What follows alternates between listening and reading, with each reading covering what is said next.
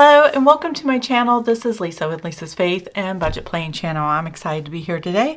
I'm excited to be here with you getting into my mortgage and my mortgage breakdown. So I'm actually going to break it down to all the different things that my mortgage goes to on a monthly basis, and just kind of show and reveal, if you've never really looked that closely at it, what goes to principal, what goes to interest, what goes to if you have an escrow shortage, or mortgage insurance, homeowners insurance, and county taxes, which is what I have to pay. Some of you will have city taxes as well. I do not live in the city limits, so you're not going to see that on mine. But if you live in the city limits and you have a county, you might have county and city taxes. I think that's how it works. So that's what we're doing today, and we're going to come up with a new balance and put all the information down here and go over through the numbers. We're also going to look at where we're at on the amortization schedule, meaning where the original loan started from and where the payoff is at this point, and how far we've moved forward since I got the mortgage. So that is something I always love to look at and see how far ahead I am. As long as I'm staying ahead, I am good. I spent 2 years in 2023 and 2024 putting an extra $550 principal only payment to the mortgage every month for 24 months. And it really did move my mortgage forward in time as far as the balance and where it was based on that amortization schedule. So that's what we're going to look at and see how far it is. Now, I have not made an extra principal only payment. Hopefully later this year I'll get to, but for right now it's not in the budget. And if you've seen my budget videos, you know things are really tight, but that's because we're contributing to our Roth fully this year for me and my husband, and making sure we have all this income going in the right direction for when we retire. So, which is about 15 years from now. But let's go ahead and get into the numbers. Now, if you're new to my channel, welcome. I'm excited to have you here. I do Mortgage Mondays once a month and just love to share the progress we've made, if we've added extra money to the mortgage, or where we're at the time when we make our regular mortgage payment. Again, this is just a regular mortgage payment for us. This is going to be the breakdown. The first line you're going to see here is the total we paid for our mortgage and the escrow and homeowners insurance and mortgage insurance. So all this breakdown below this totals this number up here. So if you've seen my monthly budget for the month of March, you'll know exactly how much we pay towards our mortgage in total in one payment. But we're going to go through these numbers right now. So our mortgage amount is $2,048.03. So they did an adjustment for county taxes, which is what fluctuates in our mortgage, and any adjustments of if we switch homeowners insurance companies or anything like that. But our county taxes is what makes it fluctuate the most. Our mortgage is actually a fixed mortgage, so our principal and interest do not change. The principal goes up by a few dollars every month, and the interest goes down a few dollars every month. Mainly because when you get a loan for a mortgage, when you're paying on that mortgage the first several years, if it's a 30-year mortgage, the first 15 years, if you don't add anything extra like a principal only payment, you are putting most of your money towards the interest and giving the bank their money first. And then they will increase how much of the principal that is yours to own the house. They'll increase that slowly over the years, and it'll flip-flop halfway through your mortgage. And then the last half of the years, the last 15 years you pay for your mortgage, if you follow the amortization schedule, that's when you're paying more towards the principal and less towards the interest. So it's not a fun way of doing it, but that's how banks have been doing it for many, many years. So I don't know the beginning of it, but I do know that's how it is done. So our principal payment that was scheduled by the bank was $370, $370.24. So that's what the principal payment was to the mortgage. Our interest payment this time around was $1,187.52. Now our escrow shortage, and I showed this in our last Mortgage Monday, we had an escrow shortage for the previous year. They reassessed our county taxes, the property values in our area went up significantly, and so we had to increase the taxes for that, and we were a shortfall. This time, every month, starting in March, going forward till next year in February, it is an extra $45.04. And I go into detail in my previous video, so I'll link that in the cards and hopefully remember to put it in the description box below. But the escrow shortage, that's what it happened. So $45.04 times 12 months, we had a shortfall of $540.48. So I don't have that cash to actually put towards paying off the shortage in the escrow account. So we just had it broken up, divided by 12. The bank did this and said, well, if you pay this every month, then that'll satisfy it. But God is good, and we are okay, and we can afford what we have. So we're going to move on now to the mortgage insurance. It's $30 a month. Homeowners insurance, we're doing $189. And then the estimated county taxes that they're thinking we need to make sure we don't have a shortfall again next year is $226.23. I don't think this number is going to go up. I'm hoping we don't have a shortfall next year. But if we do, I'm trying to put some money aside to get it to $400 or $500 so I can pay the mortgage or the escrow shortfall if there is one next year. There is a lot of construction going on, new houses and new development here where I'm at, not far. We're going to have a whole new retail section right down the road from me, which is like 2 miles down the road. Great convenience, but it does adjust things in your property values, and the bank has to take that into consideration.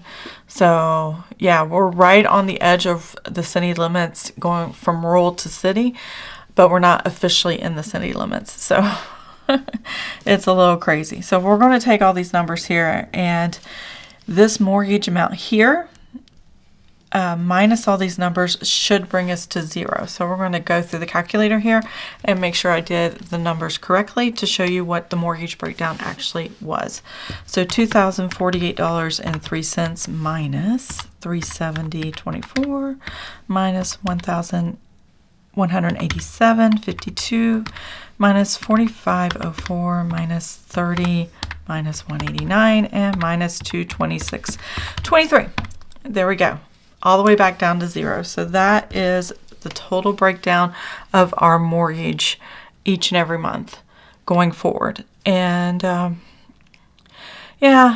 I don't like that we're not putting a lot more than this to the principal payment, but I'm still thankful that God gave us the opportunity to pay a couple years into our mortgage with an extra principal only payment and bringing it forward a couple years past where we are today. So I'm really excited about that. So that's what we're going to look at now. Before I go ahead and look on my amortization schedule, I do want to go ahead and put the principal, new balance, and the interest that was paid. So we know the principal payment towards the mortgage was $370.24, and see how it goes up incrementally each month, no matter if I'm paying an extra principal only payment or not. It's set up in a way that you're paying a little bit more each month to the principal, even though you're paying a lot towards the interest.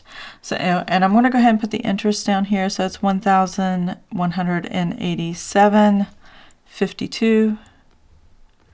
And again, it's dropping here and raising here. So the difference between those two is how much more is going to the principal. If you add these together, it is my actual amount that is fixed as far as how much we are paying towards the mortgage. So we have $370.24 plus the $1,187.52. So this is my actual mortgage payment, $1,557.76. The rest of it is the escrow and insurances and stuff like that. So that's a big chunk that is all combined, making our $2,048.03 mortgage payment. Okay, so we have our beginning balance, which was the end of February, is our new beginning for March, which is $237,929. So that was what the mortgage balance was. If I take the $370.24 out, this is the new balance for the month of March, and this will also be our beginning April balance. So I'm going to write this number down. Interest doesn't really reflect in the balance. I'm just tracking it so I can see how much interest I paid in a year, and that gives me a good idea of what I'm looking at, where I'm at, and things like that. It's just a number I want to know, and I just thought would be interesting. Not necessarily helpful in any way because it really doesn't change anything. But I'll be excited to see when that number reverses and the interest is less and the principal is higher. That is going to be a glorious day. I will have to admit that. So I'm going to write this number one more time, $237,530.05. That is my new April beginning balance. When the mortgage hits there, then we will see what's going forward from that point. So that is the mortgage and the new balance. Now we're going to the amortization schedule. Now this is my original amortization schedule that I printed out November of 2022, which was the mortgage company that when my mortgage got bought, I only had 1 month before that with a different mortgage company. So thankfully it's not been sold again.